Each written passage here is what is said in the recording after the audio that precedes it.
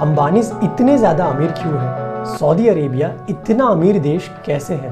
America world super power क्यों है?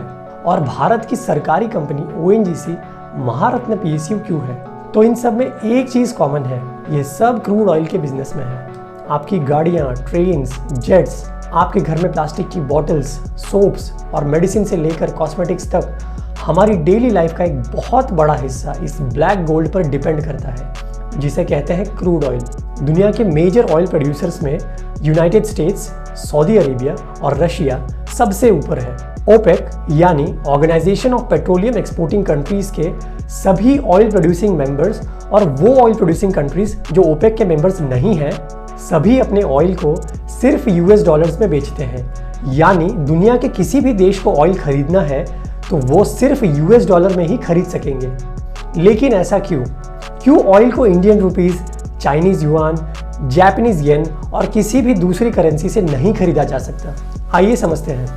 अक्टूबर 1973 Egypt और सीरिया ने मिलकर इजराइल पर अटैक कर दिया। अटैक हुआ था एक ऐसे दिन जब इजराइल सेलिब्रेट कर रहा था अपना सबसे सेक्रेड फेस्टिवल योम किपुर।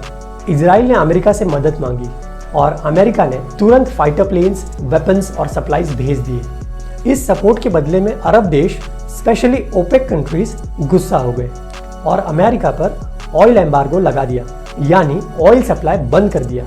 इससे पेट्रोल की कीमत 4 गुना तक बढ़ गई।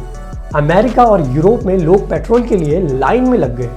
सब कुछ बंद पड़ गया। The odd-even system can't do anything about the problem of no gas. Some of the people online here have been in other lines and still don't have a tank of gas.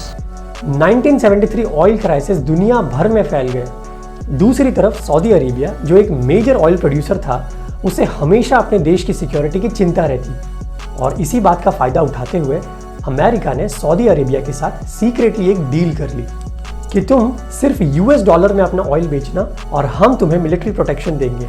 Saudi मान गया और धीरे धीरे सारी दुनिया में एक system बन गया, पेट्रो डॉलर सिस्टम। इस डील के बाद हर देश को ऑयल खरीदने से पहले यूएस से डॉलर खरीदना पड़ता है और इसी वजह से अमेरिका की करेंसी दुनिया की किंग बन गई। यानी वॉर जीता या हारा इजराइल ने, लेकिन असली जीत हुई अमेरिका और यूएस डॉलर की।